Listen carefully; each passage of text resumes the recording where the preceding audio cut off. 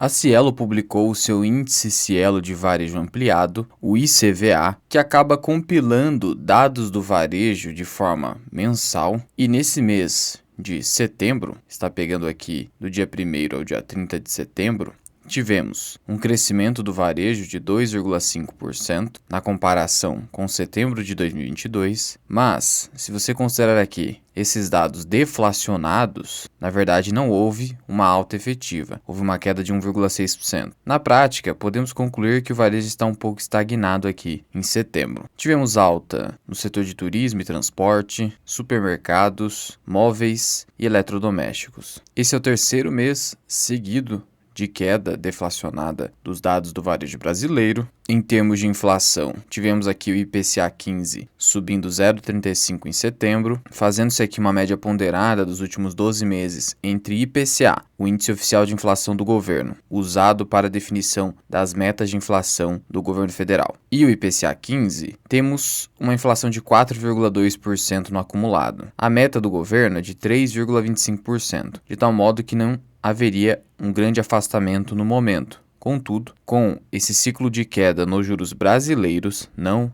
os juros norte-americanos, a tendência é que esse IPCA suba, principalmente por conta da alta do preço do petróleo, que vem ocorrendo não só pelo conflito armado em Israel, mas por uma tendência de alta que estamos verificando no Brent. Portanto, na prática, estamos vendo que o varejo ainda não está se recuperando efetivamente. Com juros elevados ainda no Brasil, isso desestimula o consumo.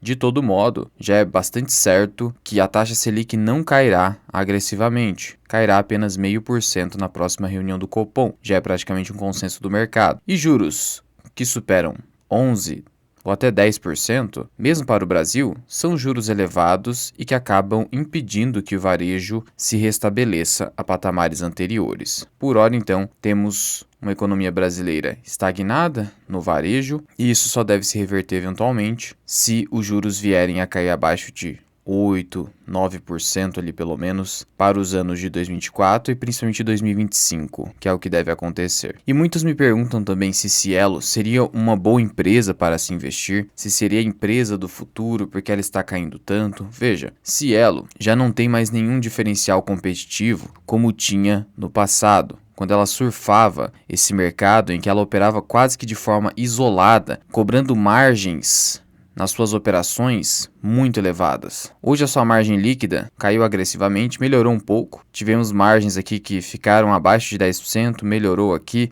mas margens de 40% como ela ostentava antes, isso não deve acontecer. Além disso, a empresa não cresce seus lucros nem receitas se pegarmos uma média dos últimos 5 anos. E veja que em 2022 os resultados da companhia foram bem interessantes, mas nesse ano os resultados não devem superar do ano passado, dificilmente, ainda mais com essa estagnação do varejo. Mas claro, com a recuperação do varejo, é muito provável que Cielo suba, acompanhando a recuperação do varejo, mas eu não vejo Cielo como empresa para ser sócio de longo prazo, porque eu não acredito no futuro do negócio de Cielo, principalmente pela alta competição, porque o próprio sistema de meios de pagamentos, na minha visão, não é um negócio do futuro. Por isso, eu não invisto em Cielo, tampouco em empresas internacionais como Mastercard, Visa e etc. Prefiro ficar de fora desse setor. Não é recomendação. Tratando aqui de Gerdau, a companhia publicou aqui um comunicado ao mercado informando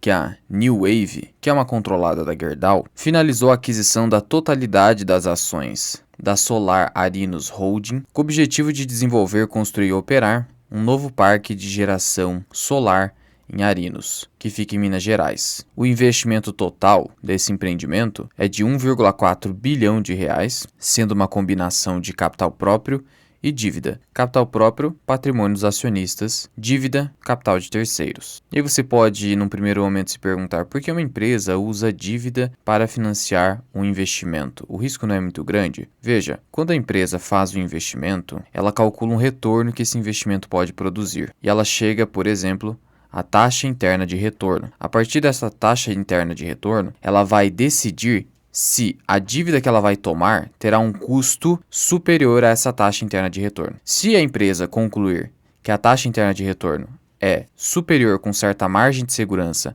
ao custo de uma dívida, ela provavelmente irá aceitar esse projeto, desde que também haja um valor presente líquido positivo. É por isso que as empresas adotam a dívida. No geral, é porque a dívida tem um custo mais baixo do que o potencial de retorno daquele investimento. Ah, Luan, então eu poderia simplesmente copiar as empresas e eventualmente tomar empréstimos para investir? Na verdade, não. Por quê? Porque as empresas que operam sob o regime de lucro real, elas possuem, através da dívida, um benefício fiscal, que é a dedução do valor pago com juros da dívida da base de cálculo do imposto de renda e da contribuição social sobre o lucro líquido. Ou seja, há um benefício fiscal aqui, que não é extensível à pessoa física.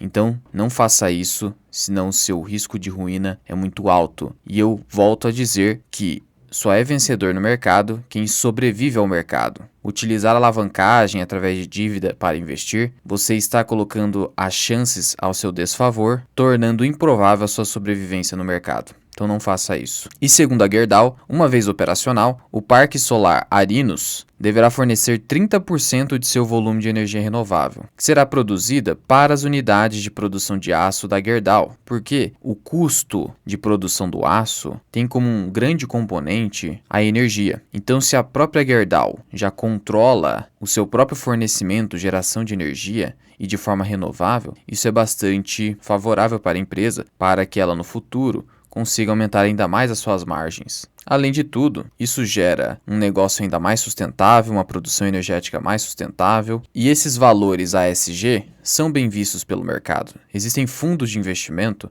que investem numa empresa porque ela tem boas práticas ESG. Então não é porque a empresa é completamente preocupada com o meio ambiente que ela faz isso, mas visando o lucro. E mesmo visando o lucro, ela acaba ocasionando um benefício ambiental, mesmo que seja visando lucro, seja visando fundos de investimento. O interesse da empresa não importa no que ela faz, mas sim o resultado positivo que ela produz na sociedade e na economia. Valendo lembrar aqui que a Gerdau publicou um fato relevante, trazendo aqui um CAPEX de quase 12 bilhões de reais, que ela deve concluir até 2026, sendo que, desse total, 27,7% já houve a conclusão. Então faltariam ainda 8,6 bilhões de reais de investimentos para o cumprimento desse CAPEX, sendo que a empresa espera um aumento no seu EBITDA após a conclusão desse CAPEX superior a 20%. Então a empresa ainda acredita no crescimento desse mercado, sendo que a Gerdau, venho dizendo, talvez seja a melhor empresa do setor siderúrgico, negocia ainda abaixo do valor patrimonial, mas haja com cautela.